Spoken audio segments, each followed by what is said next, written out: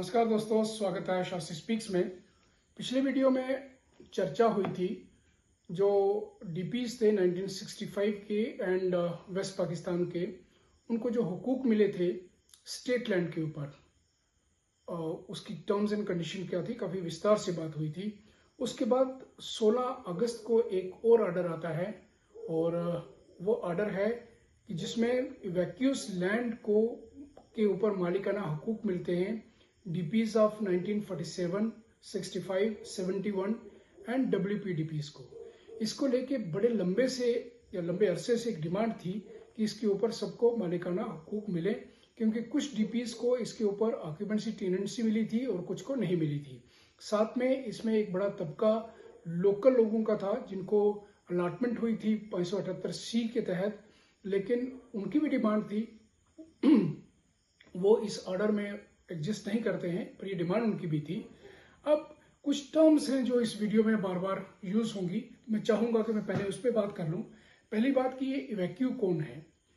दोस्तों, इवैक्यू 47 की जो पार्टीशन थी और उसके साथ यहाँ पे मास स्केल जो सिविल डिस्टर्बेंस थी, उसमें बहुत से लोग यहाँ से और हिंदुस्तान छोड़ करके पीओके में चले गए, पाकिस्तान चले गए या कहीं और चले गए।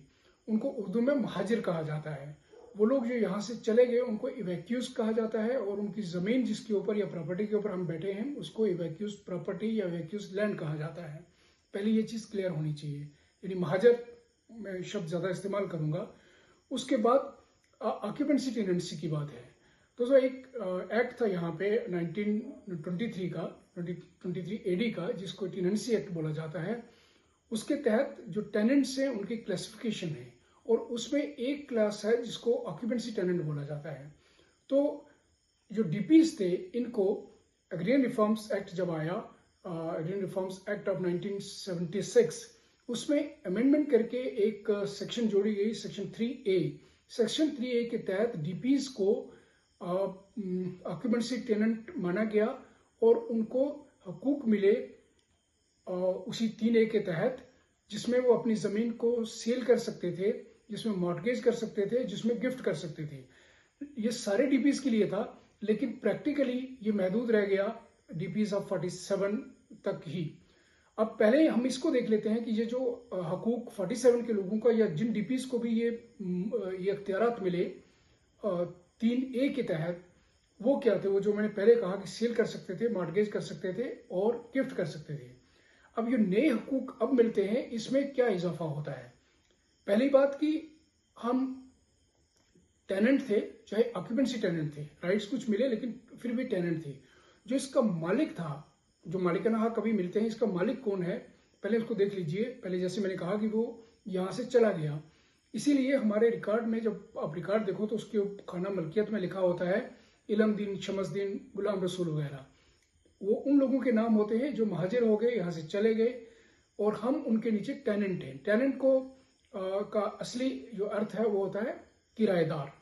तो कभी कभी हम इसको काश्तकार के तौर पे भी मान के चलते हैं, लेकिन असली जो इसका मतलब है वो है किराएदार। अब हम टेनेंट थे और जो टेनेंसी के राइट्स थे उसके ऊपर हमारी मलकियत नहीं थी। ये जो नई मलकियत हमें मिली है, इसके बाद हमारे पास उन तीनों को छोड़ करके हमारे पास विल करने की अधिकार नहीं था। हम वसीयत नहीं कर सकते थे। अब हम वसीयत भी कर पाएंगे, पहली बात ये हो गई। और दूसरा ये कि जब हमारी ज़मीन किसी सरकारी प्रोजेक्ट के नीचे आती है, रोड बन रही है या कोई और प्रोजेक्ट है, तो उसमें जो कंपनसेशन हमें मिलती है, उस मुआवजे का एक पार्ट कस्टोडियन के पास चला जाता है, जो देखभाल करता है, केयर टेकर है इवैक्यूज की प्रॉपर्टी का, कुछ भाग उनके पास चला जाता है। ये हकूक जो हमें अभी मिले हैं, इनके आने के बाद वो सारी की सारी कंपनसेशन हमारी होगी। और सबसे बड़ी बात ये होगी कि हम मालिक होने का गर्व महसूस करेंगे, गर्व से कहेंगे कि हम मालिक हैं। अब दोस्तों, इस पे मैं आता हूँ। ये कहता है कि जो इसकी गवर्नमेंट ऑर्डर है, इसमें जो पार्ट A है, ये कहता है कि डिस्प्लेस पर्सन 47, 65, 71 जिन लोगों को who have been granted occupancy tenancy rights और evacuees land under section 3A of ARA, जो मैंने अभी पूरा पढ़ के सुनाया, जिन लोगों के पास मुरूज के अधिकार हैं, जिनके पास ऑक्यूपेंसी टेनेंसी है, उन लोगों को ये अधिकार मिलेंगे मालिकाना इसके तहत। उसके बाद दूसरा नंबर और बात करता है, या वो लोग जिनके पास कंटिन्यूअस पर्सनल कल्टीवेशन है, evacuees land, still allotment of land under cabinet order 578C 578C of 1954। दो हो गए जिनको ऑक्यूपेंसी टेंडेंट्स के राइट मिले, और जिनको राइट्स तो नहीं मिले लेकिन जिनके पास अलॉटमेंट है 578C की, और जमीन मसलसल उनके पर्सनल कल्टीवेशन में है।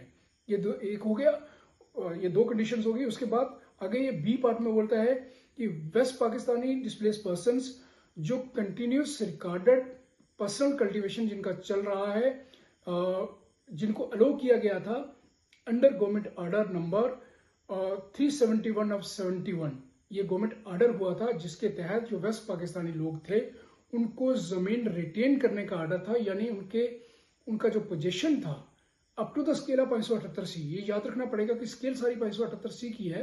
उस स्केल के तहत उनको जो उनके पास कब्जा था उस कब्जे का कोई डिस्टर्ब नहीं करेगा। दोस्तों ये वीडियो मुझे 3 या 4 इंस्टॉलमेंट्स में देना पड़ेगा क्योंकि थोड़ा लंबा है। पिछला वीडियो काफी लंबा हो गया था। कुछ लोगों का एतराज था कि जो वेस्ट पाकिस्तान के लोग हैं उनको रेफ्यूजी बोला जाए, उनको डीपीज ना बोला जाए। अब पर्सनली मैं उनसे एग्री कर सकता हूं, लेकिन जो मैं भाषा बोल रहा हूं ये गवर्नमेंट ऑर्डर की भाषा है, और गवर्नमेंट ऑर्डर में उनको WPDP बोला जाता है, वेस्ट पाकिस्तानी डिस्प्लेस पर्संस। इस वीडियो को मैं यही रोकूंगा और अगला वीडियो परसों आपके पास फिर आ जाएगा, जो इसके बाद की जो टर्म्स एंड कंडीशंस क्या हैं, किस तरह से हमने अप्लाई करना है, वो सारा उसमें आएगा। सब्सक्राइब करें, शेयर करें। Thank you.